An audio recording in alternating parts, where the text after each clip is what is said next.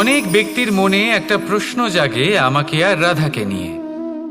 বলেন যে না আমি আর রাধা একসাথে থাকি, না আমাদের বিয়ে হয়েছে। আমি এখানে দ্বারকাতে, ও ওখানে বর্ষণাতে, তাও এত ভালোবাসা কি করে? এ কেমন সম্পর্ক? আমি তাদের একটা সহজ কথা বলতে চাই। আপনি কখনো আয়নার দিকে দেখেছেন?